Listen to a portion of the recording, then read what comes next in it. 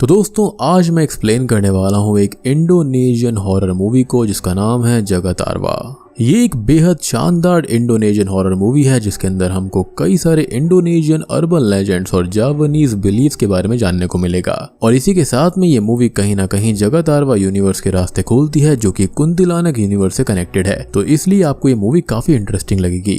और अगर आप चाहें तो यहाँ पर कुंतिलानक और मांग जीवो मूवी को देख सकते हैं क्योंकि इसके अंदर उनके काफी सारे रेफरेंसेस हैं।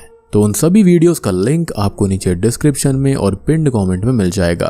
तो चलिए अब बिना किसी देरी के चलते हैं सीधा वीडियो की तरफ। मूवी की शुरुआत में हम कस नाम के एक व्यक्ति को देखते हैं जो कि एक स्ट्रेंज बिल्डिंग के अंदर जाकर सभी चीजों को चेक करने लगता है और फिर तभी उसकी नजर एक कटर मशीन पर पड़ती है। जिसके बाद में वो जैसे ही उस मशीन को पास से जाकर देखने लगता है कि तभी अचानक से ही मशीन का ब्लेड नीचे गिर जाता है जिसकी वजह से उसका एक हाथ कट जाता है। फिर वो व्यक्ति हॉल से भागने की कोशिश करता है लेकिन तभी वहां पर कोई काली शक्ति आकर उसे अपने अंदर खींच लेती है। जिसके बाद अगले सीन में हमें जगत स्टोन की कहानी से इंट्रोड्यूस किया जाता है और पूरी की पूरी मूवी इसी के इर्द गिर्द घूमने वाली है।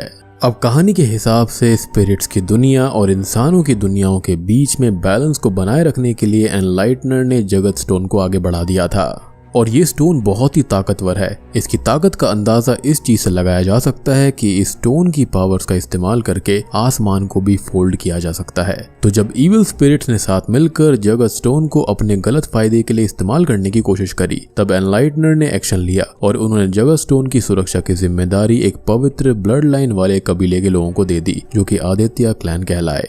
जिसके बाद इस क्लैन के लोगों ने कुछ अच्छी स्पिरिट्स की मदद से जगत स्टोन को इविल के हाथों में जाने से बचा लिया और फिर तब से लेकर आज तक इन लोगों ने पीढ़ी दर पीढ़ी जगत स्टोन की सुरक्षा को ही अपनी डेस्टिनी मान लिया है। खैर अब अगला सीन प्रेजेंट टाइम का होता है और यहाँ पर हम रागा, उसके दो दोस्तों बेगर्स और रीजा को देखते हैं जिनकी बातों से हमको पता चलता है कि इन लोगों का सपना एक म्यूजिक प्रोड्यूसर बनने का है। और इसी मकसद को पूरा करने के लिए रीजा रागा को अपने और बेगर्स के साथ एक रेंटल हाउस में शिफ्ट होने का बोलती है क्योंकि वो हाउस एक रिकॉर्ड लेबल ऑफिस के पास था। और यहीं पर हमको ये भी पता चलता है कि एक ही घर में रहने के बावजूद भी रागा ने काफी लंबे समय से अपने फादर सुकमो से बात नहीं की है। जिसके बाद हम देखते हैं कि रात में रागा जब अपने घर जा रहा होता है तो एक लंबे बालों वाली स्पिरिट उस पर छिपकर नजर रख रही थी। अब अगले दिन हम रागा के फादर सुकमो को देखते हैं जो कि हर्बल मेडिसिन बेचने के साथ साथ एग्जॉर्सिज्म परफॉर्म करने का काम किया करते थे। और दोस्तों यहाँ पर सुकमो कोई छोटा मोटा एग्जॉर्सिस्ट नहीं था क्योंकि हम देख पाते हैं कि जब वो एग्जॉर्सिज्म परफॉर्म करने के लिए एक विक्टिम के घर जाता है तो सिर्फ उसके टच करते ही विक्टिम की बॉडी से इविल स्पिरिट निकलकर बाहर आ जाती है जिसको वो एक बॉटल में बंद करके अपने साथ घर ले जाता है।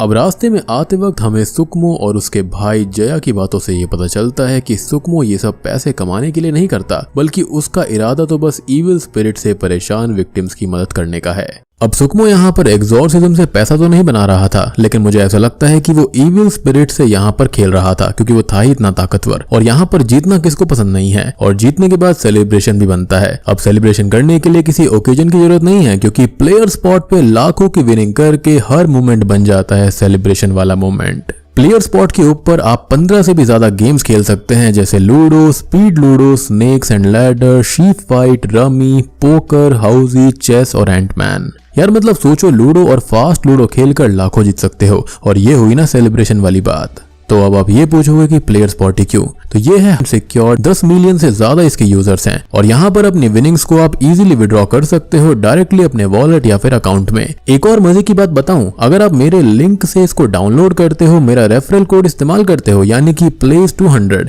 तो आपको मिलेगा 200 रुपीज का साइन अप बोनस। तो भाई देखो यहाँ पर अब सुकमो से कुछ मत पूछना, सीधा जाओ और प्लेयर स्पॉट ऐप डाउनलोड करो और विनिंग शुरू करो क्योंकि प्लेयर स्पॉट पे विनिंग के बाद सेलिब्रेशन में ज्यादा मजा आएगा। खैर सुकमो जब अपने घर पहुंचता है तब रागा उसको बता देता है कि वो गांव में रहकर उनकी तरह हर्बल मेडिसिन बेचने का काम नहीं करेगा, इसलिए अब वो रीजा और बेगस के साथ शहर में शिफ्ट हो जाएगा। इस पर सुकमो रागा को बस यही जवाब देता है कि अभी तुम इसके लिए तैयार नहीं हो। जिसके बाद रात में सुकमो वापस से अपने भाई जया के साथ में एक स्पिरिट को कैद करने जाता है जहां पर रास्ते में हमें इनकी बातों से ये पता चलता है कि अभी तक रागा को इस बात की खबर नहीं थी कि उसके फादर यानी कि सुकमो हर्बल मेडिसिन बेचने के साथ साथ एग्जॉर्सिज्म परफॉर्म करने का भी काम करते हैं। खैर लोकेशन पर पहुंचकर जया सुकमो से बोलता है कि आज वो उसकी एग्जॉर्सिज्म में हेल्प नहीं कर पाएगा क्योंकि उसे कहीं और जाना है। जिसके बाद में सुकमो अकेले ही उस स्ट्रेंज बिल्डिंग के अंदर जाता है जहां पर हमको पता चलता है कि ये वही जगह है जिसे हमने मूवी की शुरुआत में देखा था। यहाँ पर सुकमो अपना सूटकेस खोलता है जिसके अंदर 3 बोतल होती हैं, जिसमें से वो एक बोतल कैप को खोल देता है, जिसके बाद उसके अंदर से एक स्पिरिट बाहर आती है। लेकिन वो स्पिरिट पहले से ही जख्मी थी, इसलिए सुकमो उसे वापस बोतल के अंदर भेज देता है ताकि वो रेस्ट कर पाए। और यहाँ पर इन स्पिरिट्स का चक्कर क्या है, यहाँ पर ये जख्मी क्यों है और क्या हो रहा है, तो इसके बारे में हमको थोड़ी देर में जरूर पता चलेगा। अब हम देखते हैं कि वहां पर वही काली ईविल शक्ति आ जाती है जिसको हमने मूवी की शुरुआत में देखा था। और फिर जैसे ही सुकमो उसे फाइट करने के लिए उठ खड़ा होता है, सीन यहीं पर कट हो जाता है। जिसके बाद हम सीधा रागा को देखते हैं जो कि अपने घर पहुंचता है। और फिर तभी अचानक से वहां पर जख्मी हालत में सुकमो भी आ जाता है जो कि रागा को लगातार आदित्य नाम से बुला रहा होता है। लेकिन इससे पहले कि रागा कुछ भी समझ पाता, तभी अचानक से एक स्पिरिट जैसे दिखने वाली पावर सुकमो को घर से बाहर की तरफ खींच लेती है। जिसके बाद रागा जब भागकर बाहर जाता है तो उसे बहुत बड़ा झटका लगता है क्योंकि कुछ लोग सुकमो की बॉडी को लेकर आ रहे थे। यानी कि रागा से मिलने के लिए जब घायल हालत में सुकमो आया था तो वो असल में सुकमो नहीं बल्कि उसकी स्पिरिट थी, जिसे शायद एंजल ऑफ डेथ यानी कि यमराज अपने साथ खींच ले गए। खैर अब अगले सीन में सुकमो का अंतिम संस्कार करने के बाद में रागा जब घर लौट रहा होता है तो अचानक से वो बेहोश होकर सपनों की दुनिया में चला जाता है, जहां पर हम देखते हैं कि रागा उसी हैंगिंग ट्री के पास पहुंच गया है जिसको हमने कुंतिलानक पार्ट 3 मूवी में देखा था। यहाँ पर रागा को एक लंबे बालों वाली लड़की दिखती है जो कि रागा को देखते ही पेड़ से नीचे लटक जाती है। जिसके बाद रागा उसे बचाने की कोशिश करने लगता है। और दोस्तों अगर आपने कुंतिलानक मूवी के सारे पार्ट्स को नहीं देखा है तो जाकर देख लेना, आपको वहां पर काफी सारी चीजें जानने को मिलेंगी। Now coming back to the movie, Raga के पीछे यहाँ पर उसे लटकती हुई लड़की की स्पिरिट आ जाती है जो कि अपने डेड बॉडी को दिखाते हुए रागा से बोलती है कि वो मेरी पिछली जिंदगी थी, यानी कि जब वो लड़की इंसान थी तब वो उसी हैंगिंग ट्री से लटक कर मारी गई और अब वो लड़की स्पिरिट बन चुकी है जो कि स्पिरिट रेल्म यानी कि स्पिरिट्स की दुनिया का हिस्सा थी। और दोस्तों मैं आपको याद दिला दूं कि ये वही स्पिरिट है जो कि मूवी की शुरुआत में रागा का पीछा कर रही थी। इसके अलावा दोस्तों यहाँ पर सबसे इंटरेस्टिंग बात यह है कि ये स्पिरिट कोई नॉर्मल स्पिरिट नहीं है बल्कि एक कुंतिलानक है जिसकी बर्थ की स्टोरी अगर आप जानना चाहते हैं तो आप मांग जीवो मूवी देख सकते हैं जिसको मैंने पहले ही एक्सप्लेन किया हुआ है। सारी की सारी मूवीज के लिंक आपको नीचे डिस्क्रिप्शन में और पिन्ड कमेंट में मिल जाएंगे। ट्रस्ट मी आपको डिसअपॉइंटमेंट नहीं होगी, आपको देखने में बहुत मजा आएगा। खैर यहाँ पर कुंतिलानक रागा को बताती है कि हम दोनों पिछले जन्म में एक कपल थे, लेकिन उस जन्म में हमारी कहानी पूरी नहीं हो पाई थी, इसलिए मैं तुम्हारा कई डेकेड से वेट कर रही थी और अब सुकमो के गुजरने के बाद जब तुम मुझे देख सकते हो तो मेरा इंतजार खत्म हुआ। जिसके बाद कुंतिलानक रागा से गले मिलने जाती है, लेकिन तभी डर की वजह से रागा को होश आ जाता है और वो खुद को अपने घर में पाता है।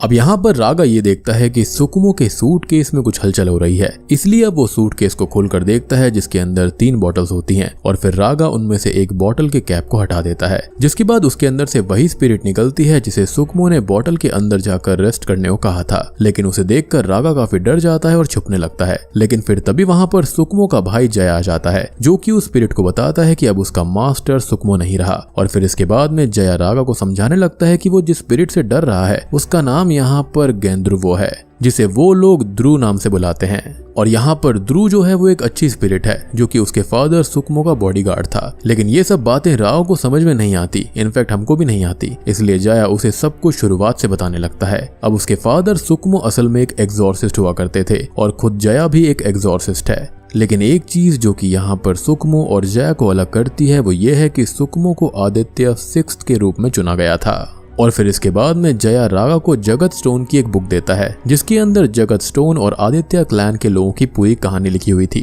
जया रागा को बताता है कि वो आदित्य क्लैन का 7th वंशज है जिसका काम जगत स्टोन की रक्षा करना है। और फिर इसके बाद वो रागा को आदित्य क्लैन के पूर्वजों की तस्वीरें दिखाते हुए ये बताता है कि भविष्यवाणी के अकॉर्डिंग आदित्य द 7th अभी तक का सबसे ताकतवर वंशज होगा जो कि टाइम और स्पेस का लॉर्ड बनेगा। और फिर जया रागा से आगे बताता है कि जब सुकमो की डेथ हुई तो उसकी सारी शक्तियां तुम्हारे अंदर आ गई थी जिस वजह से तुम्हें अजीबो गरीब चीजें दिखाई दे रही हैं, यानी कि ये सारी की सारी चीजें पीढ़ी दर पीढ़ी ट्रांसफर होती रहती हैं।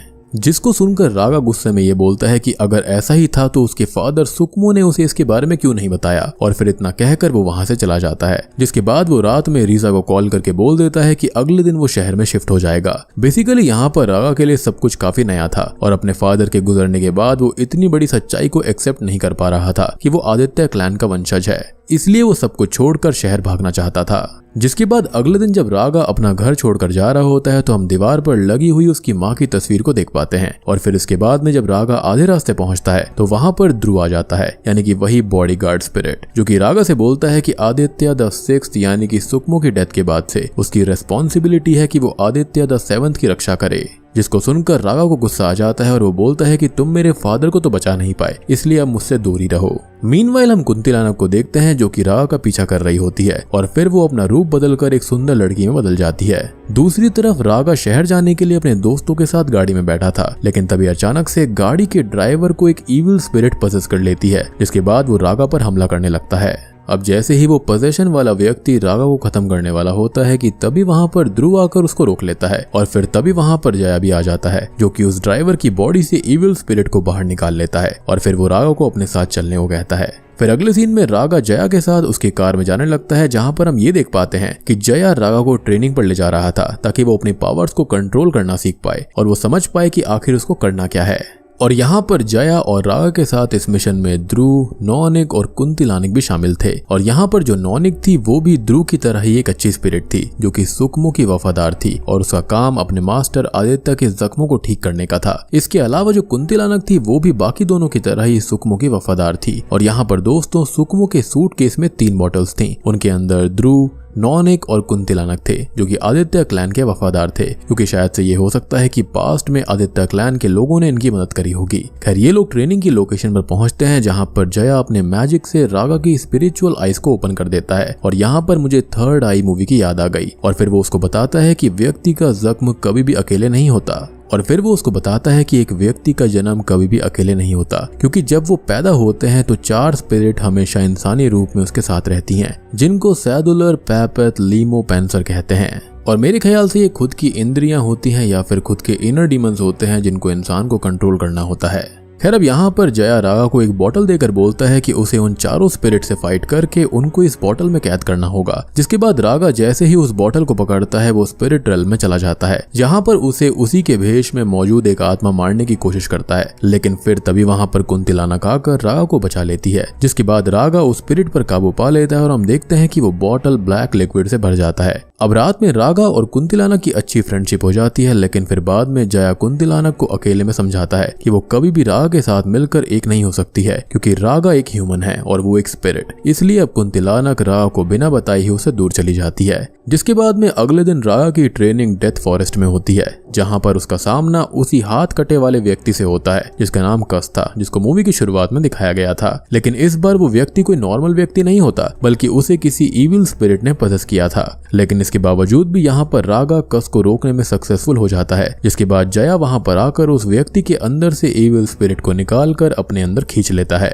तभी ध्रुव वहां पर आकर रागा का मजाक बनाने लगता है, क्योंकि अभी उसे हर एक मिशन में इविल को हराने के लिए किसी न किसी की हेल्प की जरूरत पड़ रही थी। लेकिन ध्रुव को हंसता हुआ देखकर रागा को काफी गुस्सा आता है और वो सूटकेस में रखी हुई ध्रुव की बोतल को तोड़कर उसे खुद से आजाद कर देता है। और फिर वो ध्रुव को वहां से जाने का बोलता है, जिसके बाद में वहां से चला भी जाता है। फिर हम देखते हैं कि जैसे ही नौनिक उस हाथ कटे व्यक्ति की बॉडी को चेक करने जाती है, वो अचानक से जिंदा होकर उसे धक्का दे देता है और फिर वो अचानक से जया को लेकर कहीं गायब हो जाता है, जिसको देखकर रागा को लगता है कि उस व्यक्ति ने जया को खत्म कर दिया। इसलिए अब रागा वापस से घर जाता है। लेकिन यहाँ पर जब नौनिक रागा की चोट ठीक करने जाती है तो उसे विजन्स आते हैं कि जया जिंदा है, जिसके बाद में रागा और नौनिक उसको बचाने के मिशन पर निकल पड़ते हैं।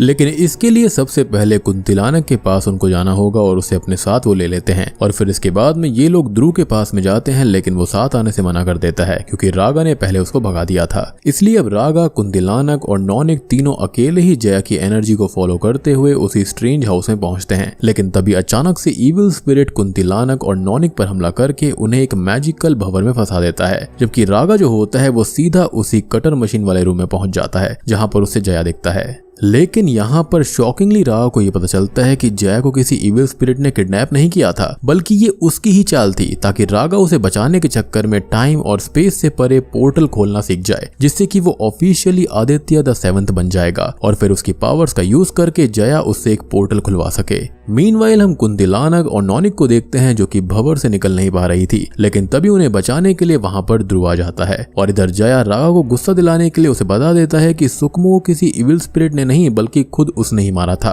और तभी हम फ्लैशबैक के सीन्स के जरिए ये देख पाते हैं कि उस रात जब सुकुमो उस इविल स्पिरिट से फाइट कर रहा था तब वहां पर जया पहुंच जाता है और उसने ही सुकुमो को खत्म कर दिया था, क्योंकि वो प्रूव करना चाहता था कि स्ट्रॉन्गेस्ट बनने के लिए उसका आदित्य होना जरूरी नहीं है। जिसके बाद कहानी प्रेजेंट टाइम में आती है और जया बताता है कि आदित्य ना होने के बावजूद भी वो जगत स्टोन की हेल्प से स्पिरिट रेल्म और ह्यूमन रेल्म का ऑर्डर चेंज कर देगा, जिससे दोनों ही दुनियाओं के बीच का बैलेंस खत्म हो जाएगा। और फिर इसके बाद में वो रागा को टॉर्चर करके उससे टाइम और स्पेस का पोर्टल खुलवा लेता है, जिसके बाद में जया आदित्य के बुक में लिखे गए मंत्रों को पढ़कर जगत स्टोन को हासिल कर लेता है और उसे अपने दिल के अंदर समा लेता है।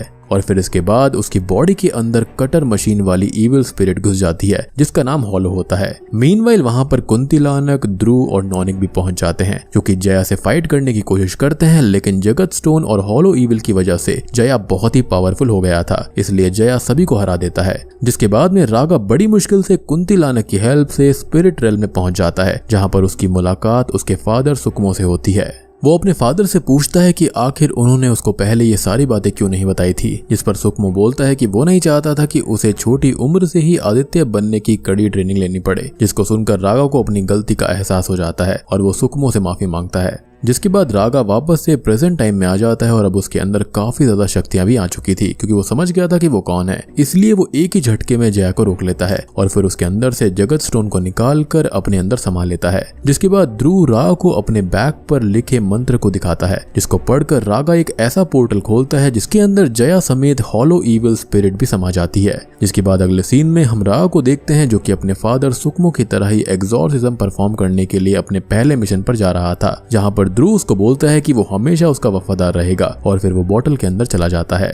अब तभी नॉनिक रागा को एक फ्यूचर का विजन दिखाती है, जिसके अंदर एक बूढ़ा व्यक्ति रागा से ये बोलता है कि वो सैद्युलरन पूते से बिलोंग करता है और कुछ बड़े लोग रागा का कब से वेट कर रहे हैं, क्योंकि उनके पास मिसेस आदित्य के बारे में कुछ इन्फॉर्मेशन है। जिसके बाद नॉनिक रागा से बोलती है कि भविष्य में कुछ बड़ा होने वाला है और फिर इसके बाद नॉनिक भी सूटकेस में रखी हुई बोतल में चली जाती है। जिसके बाद रागा कुंतिलानक को भी अपने साथ चलने को कहता है, जिसके लिए वो हाँ कर देती है और बूम, इसी के साथ में ये मूवी यहीं पर खत्म हो जाती है। लेकिन यहाँ पर इस मूवी के अंदर अभी भी एक पोस्ट क्रेडिट सीन बचा हुआ है, जहाँ पर हम देखते हैं कि गाड़ी का वही ड्राइवर जिसे इविल स्पिरिट ने पजेस कर लिया था, वो खुश होकर एक व्यक्ति से बोलता है कि आदित्य द सेवंथ यानी कि रागा ने पूते को ज्वाइन कर लिया है और उसने खुद गैते के चारों डेथ स्लेयर को बुला लिया है। जिस पर वो व्यक्ति भी खुश होकर बोलता है कि अब इन्हें चारों तरफ खून की नदियां बहानी चाहिए। और फिर इसी के साथ में ये मूवी यहीं पर खत्म हो जाती है। यानी कि उसके अंकल ने उससे झूठ कहा था। वो 4 स्पिरिट जो थी ना, वो कुछ और नहीं बल्कि वो बहुत ही भयानक थी। यहाँ पर रागा को अभी भी काफी सारी चीजें नहीं पता हैं, जो कि उसको अगले पार्ट में पता चल जाएंगी। रागा यहाँ पर स्पेस और टाइम सब पर यहाँ पर कंट्रोल कर सकता है, जो कि काफी भयानक है। अब देखने वाली बात ये होगी कि यहाँ पर उससे कोई इविल स्पिरिट गलत काम ना करवा दे। तो दोस्तों, ये थी जगत आरवा मूवी की कहानी, जहां पर हमें जावानीज बिलीफ सैद्युलर पर्वत लीमो पेंसर के बारे में बताया गया है, जिसका मीनिंग होता है एक ऐसी सुपरनेचुरल फ्रेंड जो कि व्यक्ति के जन्म से लेकर उसकी मृत्यु तक उसके साथ देती है। लेकिन मुझे ऐसा लगता है कि रागा के केस में यहाँ पर थोड़ी सी डिफरेंट चीजें चल रही थी। और इसके साथ साथ यहाँ पर हमको 3 इंडोनेशियन अर्बन लेजेंड्स गैंद्रुवो, कुंतिलानक और डच गोस्ट नॉनिक के बारे में भी थोड़ी बहुत जानकारी मिली है, जो कि पीढ़ी दर पीढ़ी आदित्य के वफादार थे। इसके अलावा बात करें इस मूवी की स्टोरी की, तो ये मूवी रागा के बारे में थी, जो कि आदित्य क्लैन का वंशज होने के बावजूद भी स्पिरिट्स को इसलिए नहीं देख पाता था क्योंकि पहले उसे स्पिरिट्स पर भरोसा ही नहीं था। और यही वजह थी कि उसको अपना पीछा करती हुई कुंतिलानक कभी नजर ही नहीं आई। लेकिन फिर जब उसने अपने फादर की स्पिरिट को देखा और उसके फादर के मरने के बाद उसके अंदर उनकी शक्तियां आई, तब उसको कुंतिलानक, नॉनिक और ध्रुव तीनों नजर आने लगे, जबकि नॉर्मल लोगों को ये तीनों अर्बन लेजेंड्स कभी नहीं दिखते थे।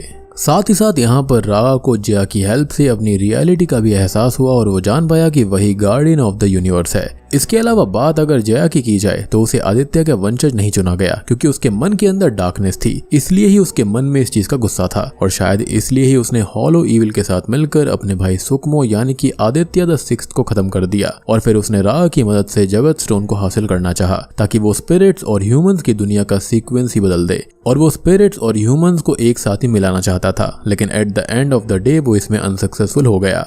साथ ही साथ बात करी जाए मूवी के पोस्ट क्रेडिट सीन के बारे में, तो उससे हमको यही पता चल पाया है कि वो ड्राइवर और वो व्यक्ति जिससे वो बात कर रहा था वो दोनों ही गयते से जुड़े हुए थे, जो कि शायद से फ्यूचर में अपने और 4 मेंबर्स के साथ मिलकर धरती के ऊपर चारों तरफ इविल राज लाने की कोशिश करेंगे। मूवी के अंदर अभी भी कई सवाल हैं, जैसे कि जया के साथ देने वाला हॉलो इविल कौन था, और उस हाथ कटे व्यक्ति कस के साथ में क्या हुआ, और पूते कौन था, जिसका जवाब डेफिनेटली हमको इस मूवी के पार्ट 2 में मिलेगा।